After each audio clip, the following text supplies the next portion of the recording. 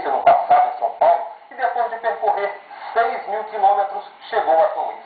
Carlos Dias corre em busca da vitória da solidariedade. Por meio do esporte, quer ajudar crianças com câncer vendendo quilômetros. Até o encontro com o mar já se passaram 135 dias.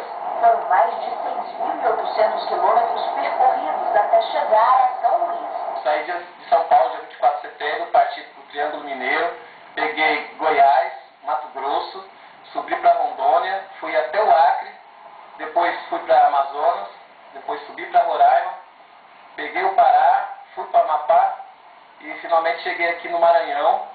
Daí do Maranhão eu vou seguir para Piauí, Ceará, pego todo o litoral brasileiro até o Rio Grande do Sul, subo para Foz do Iguaçu, Mato Grosso do Sul e 24 de setembro, São Paulo, minha cidade. Uma volta pelo Brasil que para o paulista Carlos Dias, 38 anos, atleta profissional há 17, não simboliza a quebra de nenhum recorde.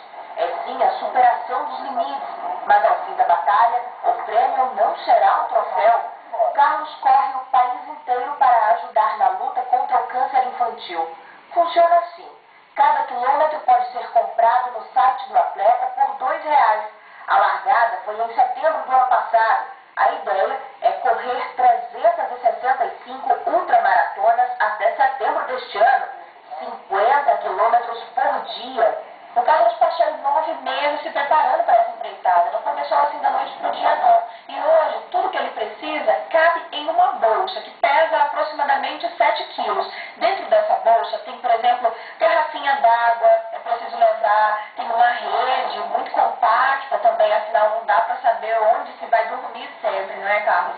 Máquina fotográfica para registrar aí a viagem, lanterna, enfim, existe todo um aparato, toda uma estrutura, do contrário ele não conseguiria. Essa é a casa do atleta. O esforço de Carlos já tem um reconhecimento de muitas pessoas, mas até agora, pelo menos, dos mais de 6.000 quilômetros percorridos, apenas 800 foram comprados, o que não desanima o atleta solidário. Para ele, a real recompensa é impagável. O meu maior prêmio, nesse momento, é vender cada quilômetro que eu percorrer e esses quilômetros ser doados para o hospital.